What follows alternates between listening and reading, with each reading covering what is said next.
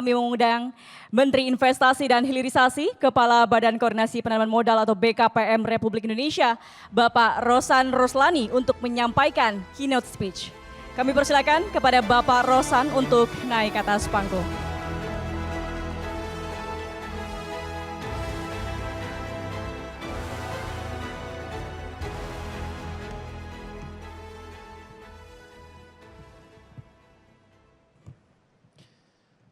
Assalamualaikum warahmatullahi wabarakatuh. Salam, Om Swastiastu, Namo Buddhaya, salam kebajikan.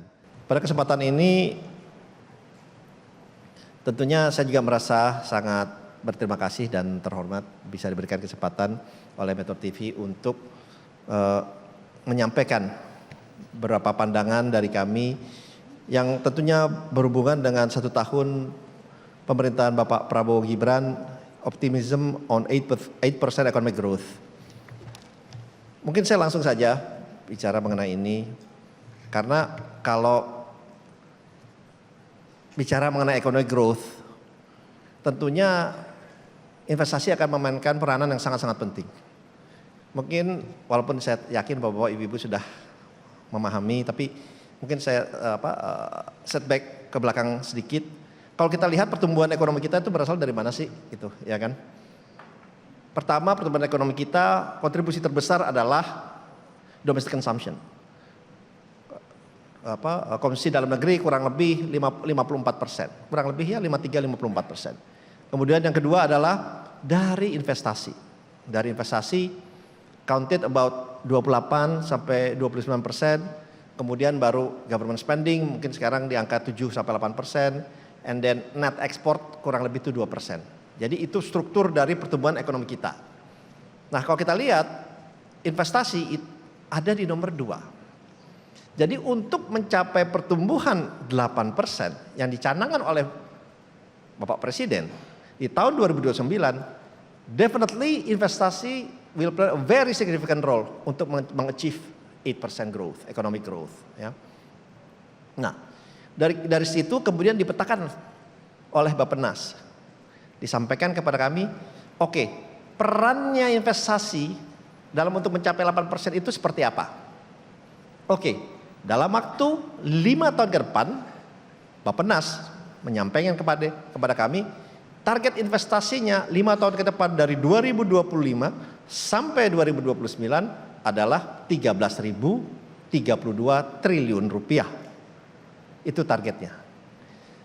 Apakah target ini achievable? Pertanyaan kan seperti itu kan. Nanti tentunya akan mempunyai dampak kepada pertumbuhan 8%. Karena kalau kita lihat investasi yang masuk ke Indonesia dalam 10 tahun terakhir dari tahun 2014 sampai 2024 itu kurang lebih 9.100 triliun.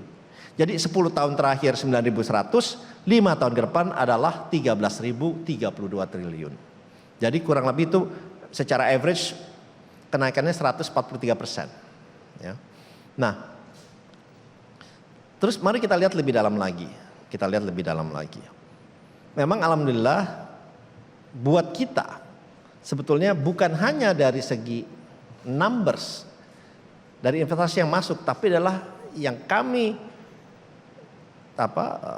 tetapkan di dalam Kementerian Investasi adalah investasi yang berkualitas dan berkelanjutan, yang berkesinambungan. Itu menjadi investasi yang penting, tidak hanya in terms of numbers. Karena investasi ini dampaknya kan rentetannya itu banyak. Pertama pada penciptaan lapangan pekerjaan, itu sudah pasti, ya kan.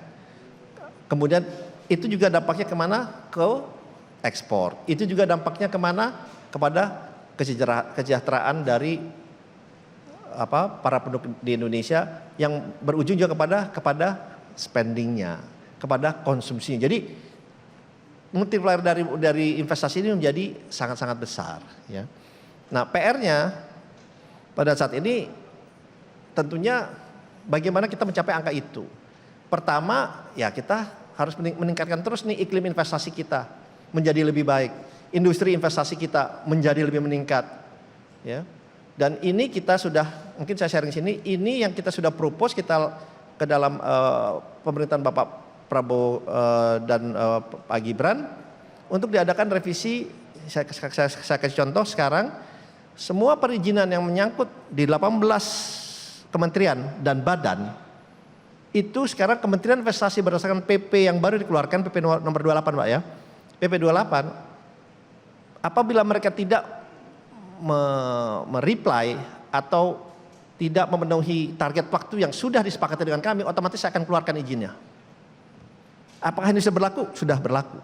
Apakah saya sudah lakukan itu? Sudah 200 izin saya keluarkan sejak 2 bulan lalu, sejak PP ini mulai berlaku.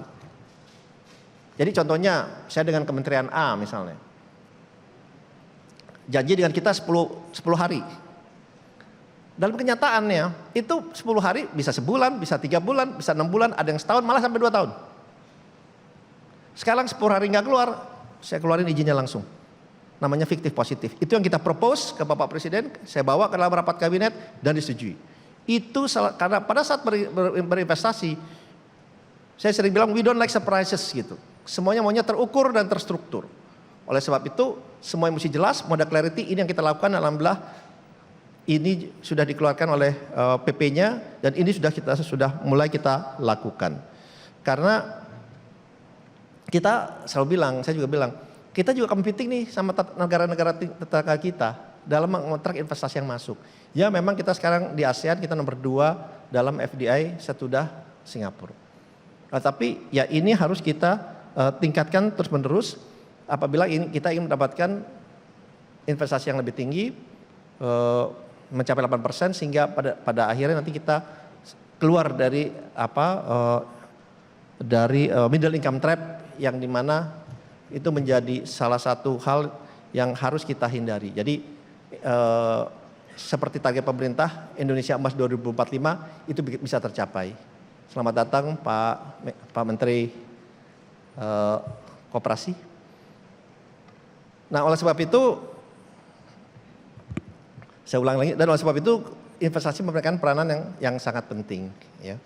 Karena kalau saya udah bicara investasi, dari perizinannya, investment climate-nya kita harus perbarui, kita juga simplifying a lot of rules, policy, dan juga regulasi secara terus menerus. Kita juga keep reforming ourselves dari semua kebijakan itu, karena kalau tidak, ya kembali lagi, negara-negara lain pun juga saat bersamaan dia keep reforming their policy, regulasi dan juga yang lain-lain. Ya. Nah, yang kedua adalah bagaimana yang kita mempunyai competitive advantage itu kita bisa jalankan, kita bisa ambil secara optimal. Kita tahu contohnya karena sekarang tupoksi hilirisasi juga ada di saya bisa sampaikan investasi yang masuk ke Indonesia rata-rata dari sektor hilirisasi itu adalah 30% secara average. 30%. Sebagai gambaran saja pada tahun lalu investasi yang masuk ke Indonesia itu target kita adalah 1.700 triliun. Alhamdulillah itu target kita bisa capai. Dan hilirisasi juga 30% kita lihat. Kalau saya bicara hilirisasi itu bukan hanya dari minerals ya. Itu dari perkebunan, dari kelautan. Jadi hilirisasi secara menyeluruh. Hilirisasi apa sih sebetulnya gitu kan? Ya kalau saya bilangnya ya nilai tambah lah, value added. Itu yang kita ingin capture, semua itu ada di Indonesia. Kembali lagi dengan adanya value added atau manufacturing di Indonesia, kembali lagi ini akan meningkatkan strengthen our human capital, our SDM kita, yang dimana ujungnya adalah kembali lagi penciptaan lapangan pekerjaan yang berkualitas. Dan ini kita terus jalankan sehingga salah satu yang boleh saya sampaikan di sini, hal yang positif adalah dari mungkin sudah sering dibicarakan dari nikel itu karena kita mempunyai competitive advantage in term of reserve. Reserve di nikel itu 42% itu ada di Indonesia. 42% ada di Indonesia. Sehingga kita mencanangkan sejak 2016 kita melarang ekspor nikel. Kalau saya bilangnya ekspor control, yang pada waktu dulu ekspornya hanya 3 billion US dollar. Sekarang setelah kita melakukan hilirisasi, alhamdulillah di 2004 mencapai 34 billion US dollar.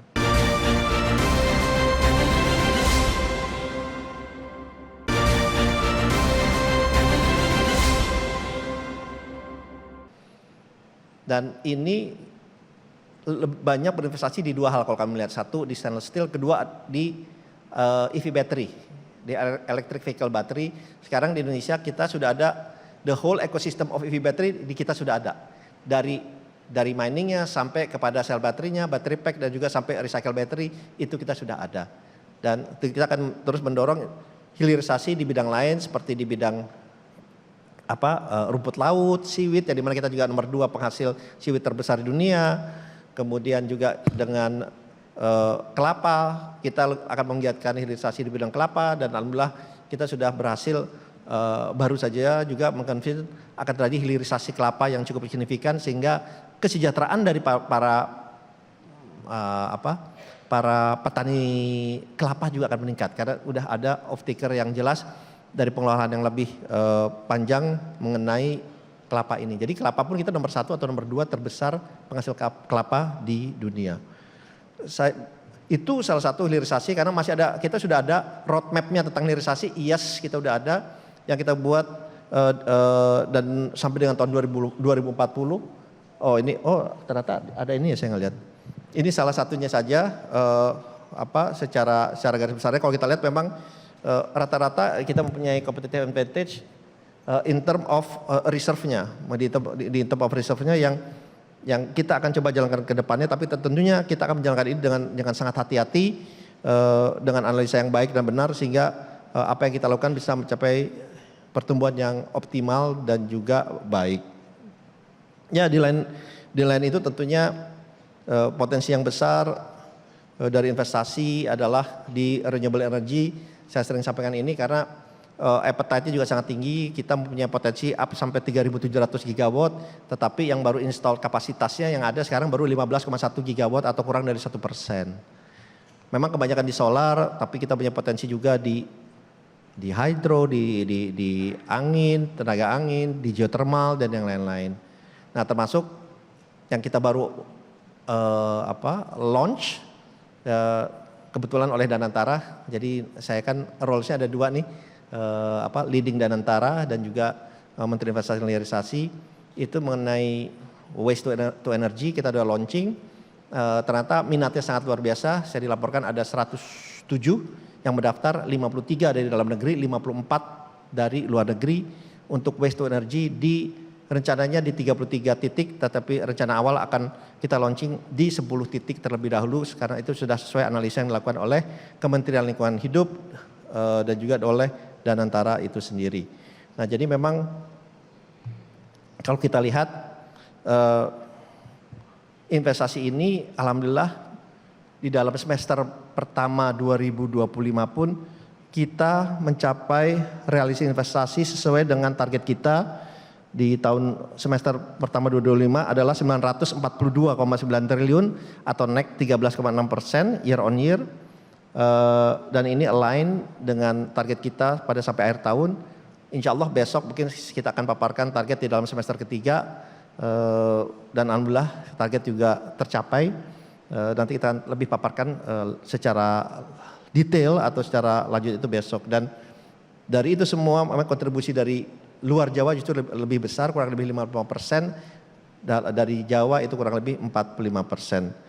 Tapi itu adalah target yang memang dicanangkan oleh Bappenas ke kami, tetapi kita mempunyai keyakinan investasi dari kontribusi dari investasi itu insya Allah bisa kami capai dalam rangka pertumbuhan 8% gitu. Jadi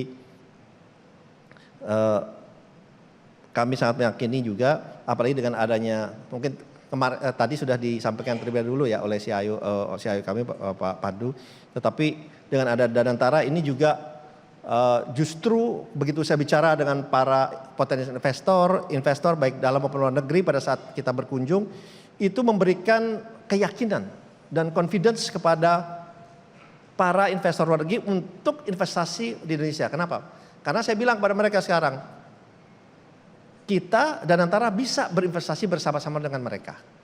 Kita tidak harus mayoritas, kita bisa minoritas, tapi kita sama-sama investasi. It give a confidence bahwa kalau dari negara aja ikut berani, berarti mereka akan memastikan bahwa program ini, proyek ini akan berjaya dengan baik, dengan cepat, dan tentunya akan menghasilkan return yang baik juga.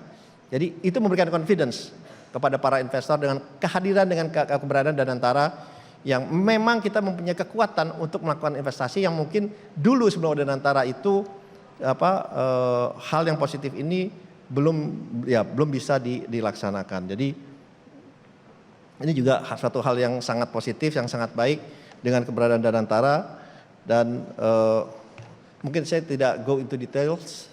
Selamat datang Menteri UMKM Bapak Maman atas kehadirannya. Sebetulnya saya dikasih tahu bicara 15 menit, saya lihat sudah 15 menit nih sekarang.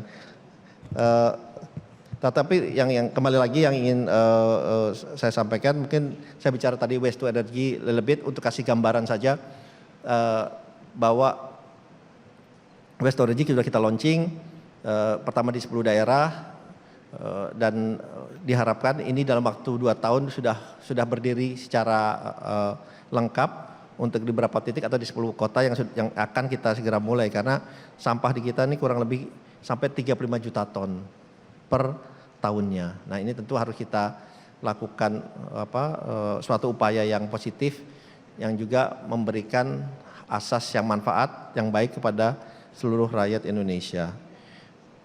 Dan mungkin yang terakhir yang kita sampaikan bahwa di Danantara kita juga mendapatkan pengakuan yang sangat baik. Kita sudah masuk menjadi anggota International Sovereign Wealth Fund Forum. Danantara pun kita sudah melakukan rating terhadap Danantara. Baik di Pevindo kita melakukan AAA, baik di Fitch kita mendapatkan AAA. Jadi itu adalah rating tertinggi yang pernah didapatkan oleh suatu institusi atau perusahaan.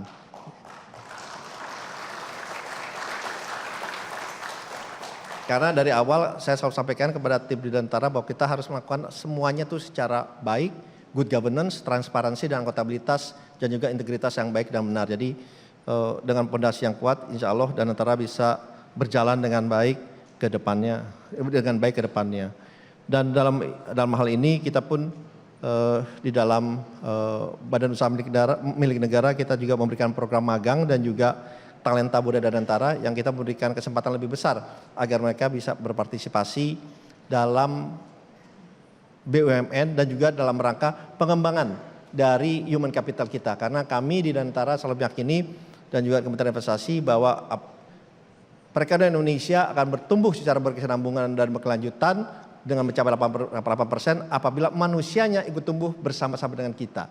Tumbuh dalam arti kata yang luas, tumbuh dalam arti kata wawasan, tumbuh dalam arti kata pemahaman, dan tumbuh dalam arti kata pengertian yang luas yang dimana mereka bisa siap menghadapi tantangan global baik secara geopolitik, secara geoekonomi sehingga Indonesia selalu bisa menavigasi semua hal itu dengan baik dan benar dan target dari yang dicanangkan oleh Bapak Presiden 8% adalah target yang achievable apabila kita semua bekerja bersama-sama, apabila kita bersinergi dan berkolaborasi, insya Allah target itu bisa kita capai sesuai dengan apa yang dicanangkan oleh pemerintah.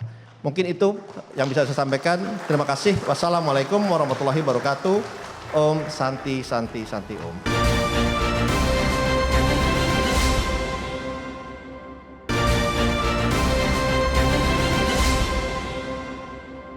Marilah kita sambut Menteri Koordinator Bidang Perekonomian Republik Indonesia, Bapak Erlangga Hartarto untuk menyampaikan keynote speech. Kepada Bapak Erlangga kami persilakan.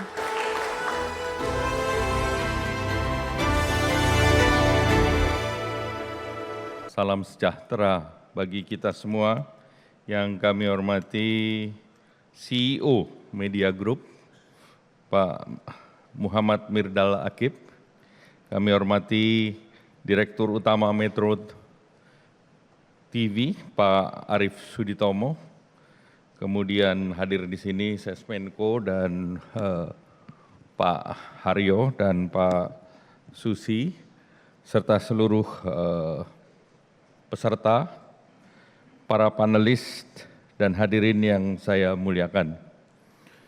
Alhamdulillah, puji syukur kita panjatkan kehadirat Tuhan Yang Maha Esa, karena berkat rahmat dan ridhonya kita dapat berkumpul di tempat ini.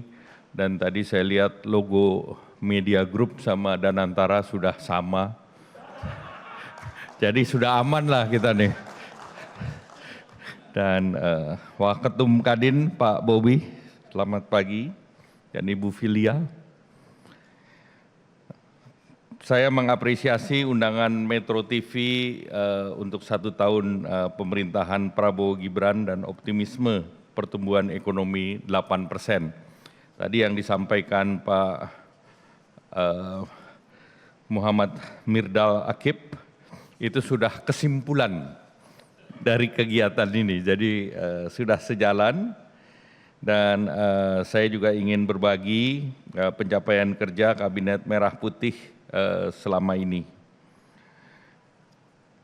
IMF menyatakan di tengah ketidakpastian global, Indonesia merupakan bright spot.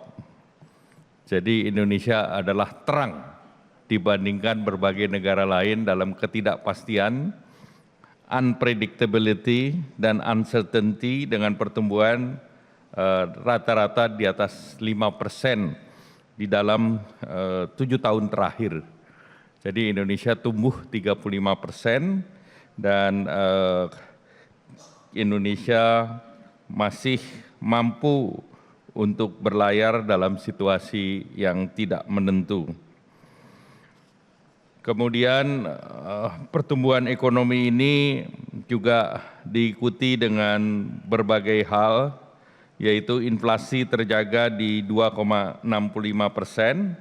Ini merupakan inflasi yang rendah dibandingkan negara lain.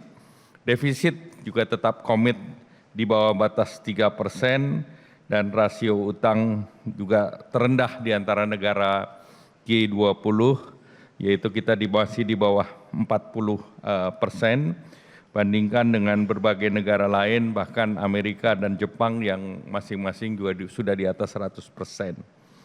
Nah, kemudian peringkat kredit, sovereign rating rata-rata masih investment grade, baik itu dari Fitch, dari S&P, dan seluruhnya outlook-nya stabil.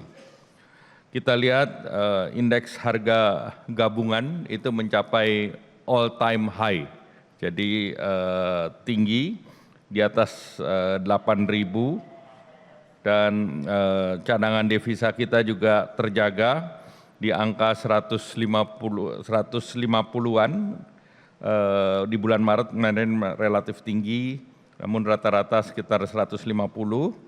Dan Indonesia sendiri untuk pertama kali meluncurkan yang namanya bullion bank atau bank emas. Pada saat diluncurkan bullion bank, kita lihat bahwa indeks harga emas itu masih di angka 2000-an, 2.400 kalau nggak salah per troy ounce. Dan per hari ini dari Februari sampai dengan bulan Oktober, harga emas sudah mencapai 4.000 per troy ounce. Jadi itu sudah naik yang luar biasa besar, seperti yang disampaikan pada saat peluncuran, bahwa emas itu salah satu safe haven investment di dalam berbagai gejolak perekonomian. Dan Indonesia, alhamdulillah kita sudah siap untuk memperkuat perekonomian yang berbasis emas. Selain kita sudah melakukan hilirisasi dengan adanya precious metal refinery yang ada di Gresik, kita mampu dari Gresik saja sekitar 50-60 ton per tahun. Kemudian yang ada di Aman Mineral itu juga bisa 20-30 ton per tahun. Jadi 1 tahun kita bisa memproduksi sekitar 110 ton. Dan emas yang ada di Pegadaian sekitar 70 ton, dan emas yang ada di Bank Indonesia juga sekitar 70 ton. Jadi itu sebagai gambaran bagaimana emas itu ke depan bisa menjadi reserve ekonomi kita. Kemudian pemerintah melalui Menteri Keuangan telah menempatkan dana 200 triliun, dan ini untuk mendorong likuiditas dan juga memaksa perbankan untuk menurunkan cost of fund mereka. Dan pemerintah juga sudah melakukan hapus tagih daripada utang UMKM. Ini adalah persoalan lama, lebih dari 20 tahun. Mereka yang terkena tidak mampu bayar hutang karena gempa bumi, karena banjir dan yang lain. Dan untuk pertama kali mereka bisa dihapuskan sehingga tentunya ini membuka kesempatan mereka untuk kembali berkegiatan ekonomi. Dari segi investasi kita lihat capaian di semester 1 mencapai 942 triliun atau naik 13,6 dibandingkan tahun sebelumnya, dan serapan tenaga kerja sampai dengan semester 1 sebanyak 1,2 juta orang, dan realisasi KEK sebesar 294,4 triliun dan mempekerjakan 187.376 orang.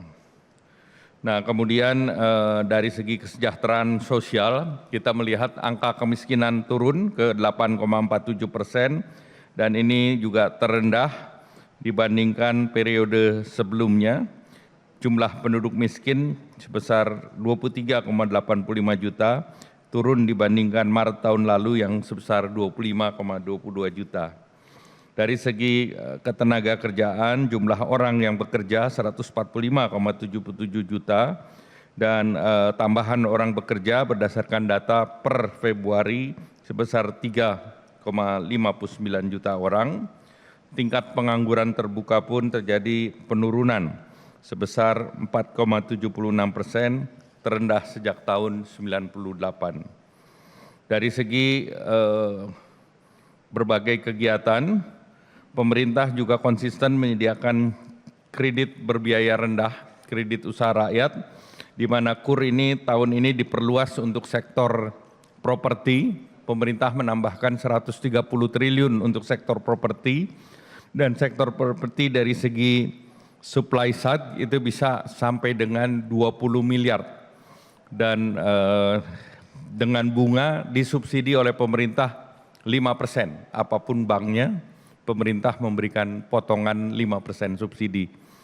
Kemudian KUR itu sendiri sudah diakses oleh 3,46 juta pelaku UMKM, dan terus diperluas juga untuk pekerja migran, dan tentunya ini jumlah yang disalurkan untuk di luar perumahan sebesar 300 triliun. Jadi yang 130 triliun untuk sektor perumahan adalah program on top. Pemerintah juga meluncurkan berbagai program, berbagai stimulus di semester 1 yang nilainya sebesar 61 triliun, dan tentunya itu juga menstimulir daripada konsumsi dan pertumbuhan ekonomi di kuartal pertama yang lalu. Dan yang baru, pemerintah meluncurkan program perekonomian yang untuk tahun ini paket 8, termasuk di dalamnya untuk meluncurkan magang untuk lulusan perguruan tinggi yang 1 tahun. Artinya ini program untuk Gen Z, di mana mereka bisa mendaftar dan akan di-launch tanggal 20 sudah mulai 20 Oktober ini untuk 20.000. Kami lihat yang mendaftar juga sudah besar, sudah lebih dari 200.000, dan jumlah perusahaan yang berpartisipasi untuk demand side itu sebesar 1.600 perusahaan, dan program ini akan terus dilanjutkan untuk bulan November. Bapak Presiden menambahkan untuk 80.000. Jadi tahun ini kita akan siapkan untuk 100.000. Kemudian juga capaian di sektor real, ada perluasan PPH untuk padat karya sampai dengan tahun depan. Itu baik di sektor padat karya maupun di sektor pariwisata. Dan kemudian pemerintah juga memperpanjang PPN DTP untuk sektor properti sampai dengan tahun 2027. Jadi untuk sektor properti pemerintah dorong agar dengan adanya fasilitas PPN ini memberikan kepastian dari supply side untuk terus membangun perumahan yang nilainya sampai 2 miliar PPN-nya ditanggung pemerintah, ya, dan diberlakukan untuk 5 miliar dia dipotong 2 miliar, sisanya mereka bayarkan. Jadi ini untuk pertama kalinya ada kepastian untuk sektor properti sampai 2 tahun ke depan.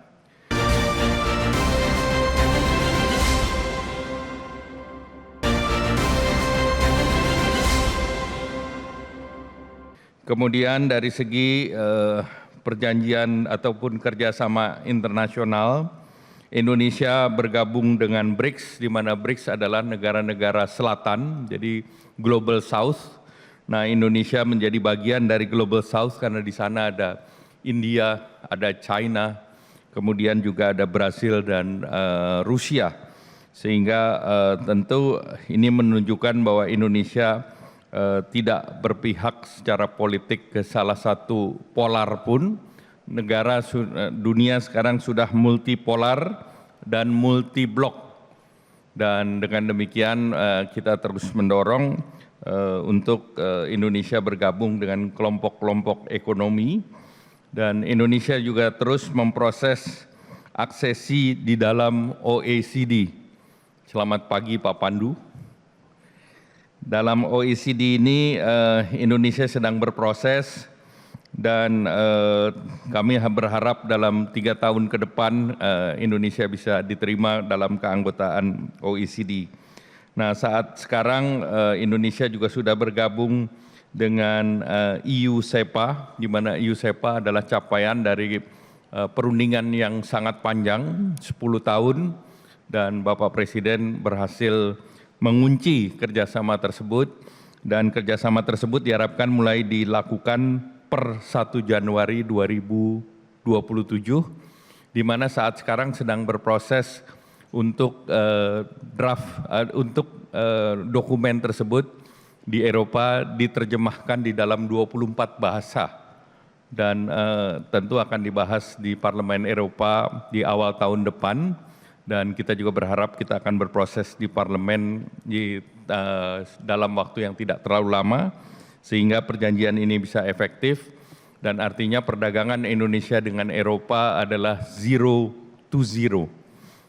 Barang kita masuk sana 0, barang mereka masuk ke kita 0, dan kita berharap perekonomian kita akan meningkat 2,5 kali dalam waktu 4 tahun ke depan. Nah, kemudian dengan Amerika Serikat kita masih bernegosiasi legal drafting.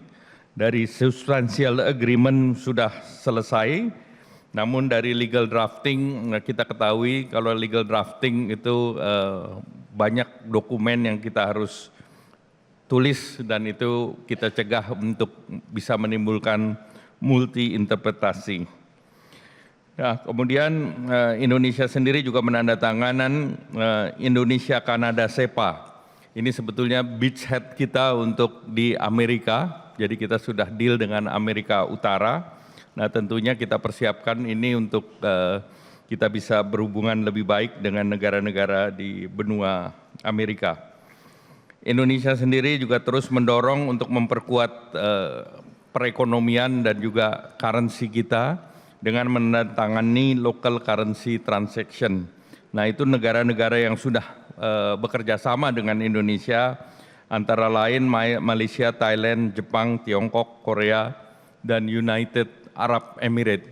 Nah, kita berharap dengan LCT menggunakan KRIS sudah bisa berbelanja di luar negeri. Dan KRIS rupanya menyalip penggunaan kredit card.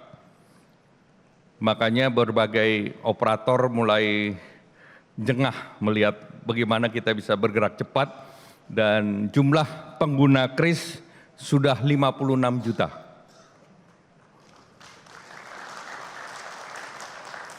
Jadi kita mempunyai resilience, jadi jangan khawatir di bidang digital itu kita kalah. Kita di digital ini sangat menguasai.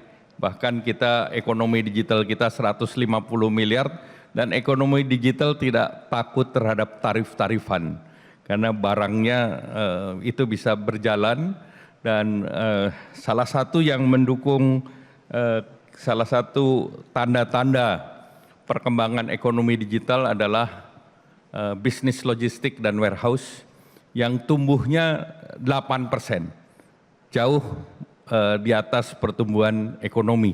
Nah, ini yang mungkin Pak Pandu nih sebagai Chief Investment Officer Danantara ini sangat loaded, bisa invest untuk mendorong ekonomi digital ke depan.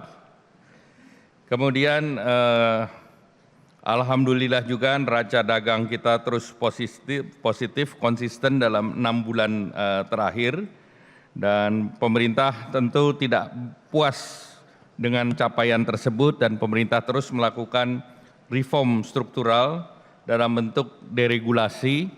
Nah, implementasi daripada online single submission per 5 Oktober, pemerintah sudah membuat kerjasama antar KL, di mana apabila dalam waktu tertentu KL belum memberikan persetujuan, maka BKPM bisa mengambil alih untuk memberikan perizinan. Ini yang kita sebut sebagai fiktif positif. Jadi dari segi investasi, harapannya ini akan memperkuat kemudahan untuk berusaha. Selanjutnya, pemerintah juga terus mendorong target pertumbuhan ekonomi yang 8%. Pemerintah punya beberapa program unggulan, sebagai contoh MBG yang akan mempekerjakan 1,3 juta orang. Rule of thumb daripada pertumbuhan ekonomi, per 1% mempekerjakan 400.000. Jadi kalau sudah mempekerjakan 1,3 juta, itu setara dengan at least 3% pertumbuhan ekonomi. Ini baru dari satu program. Program yang lain, Koperasi Merah Putih misalnya, itu didorong untuk menggerakkan di pedesaan dan perkotaan, itu untuk 80.000 Koperasi Merah Putih. Sekarang di desa dalam 10 tahun terakhir anggarannya adalah 1 miliar, tetapi dengan Koperasi Merah Putih anggarannya ini akan naik 4 kali, sekitar 4 miliar, tentu dengan uang yang beredar baik dari Koperasi Merah Putih, dari makan bergizi gratis, akan menimbulkan ekosistem baru, di mana ekosistem baru tersebut termasuk para vendor di sektor tersebut. Dan kemudian juga hilirisasi pemerintah terus lanjutkan, baik itu dari segi nikel. Kita tahu bahwa nikel kita berhasil meningkatkan, salah satu sukses story. Dari 2016 itu ekspornya hanya sekitar 4 billion, dan tahun kemarin sudah mencapai 30 miliar.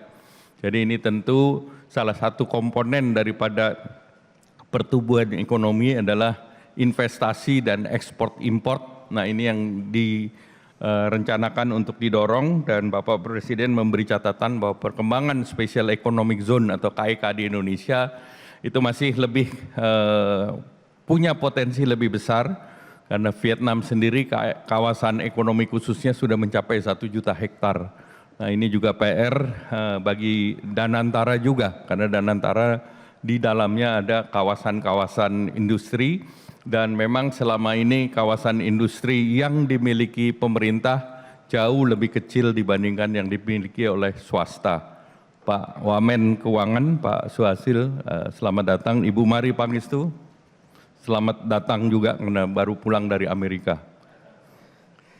Kemudian juga kita dorong untuk pemberdayaan daripada sektor real, karena UMKM selalu penting. Kita mendorong perjanjian di level ASEAN, yaitu Digital Economic Framework Agreement. Nah, itu diinisiasi Indonesia 2 tahun yang lalu. Kalau dengan tanpa DEFA, itu ekonomi ASEAN digitalnya 1 triliun. Tetapi dengan Digital Economy Framework Agreement itu akan naik menjadi 2 triliun. Artinya ke Indonesianya bisa 600 miliar. Dan kita berharap kita tidak hanya menciptakan market, tetapi juga para pekerja gig ekonomi, dan ini juga akan masuk di dalam paket kebijakan yang didorong pemerintah. Kita akan membangun di 15 kota fasilitas-fasilitas untuk anak muda semacam co-working space, dan akan di salah satu prototipe kerjasama pemerintah pusat dan pemerintah daerah adalah di Jakarta, di mana di Jakarta nanti di Tanah Abang maupun di Blok M akan dibangun fasilitas tersebut, dan ini akan direplikasi di berbagai daerah lain dengan kerjasama dengan Kementerian Ekraf. Nah, selanjutnya saya ingin menyampaikan bahwa pertumbuhan yang terus kita dorong ini diharapkan akan terus bertingkat.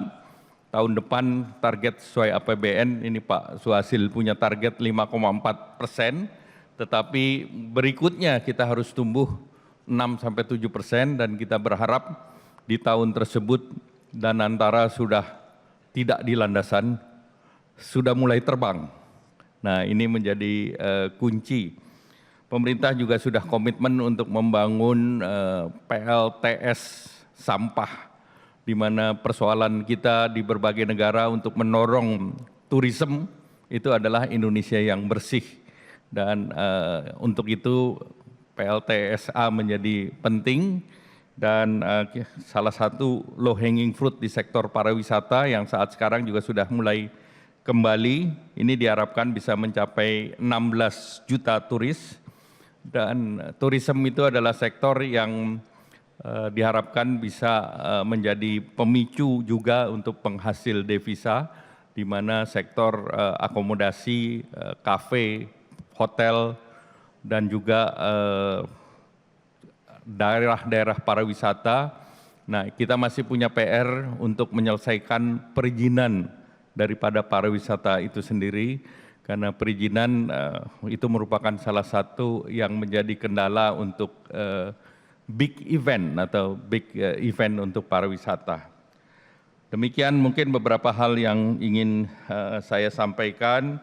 Indonesia tidak hanya bertahan di dalam ketidakpastian global, Indonesia tetap tumbuh, Indonesia berinovasi, Indonesia memimpin, dan kita punya fondasi yang kuat. Oleh karena itu saya ingin menutup dengan pantun. Mentari pagi menyapa Jakarta, rakyat tersenyum penuh harapan. Mari bangkit bersama kerja nyata, menuju 8% penuh kepercayaan. Terima kasih. Wassalamualaikum warahmatullahi wabarakatuh.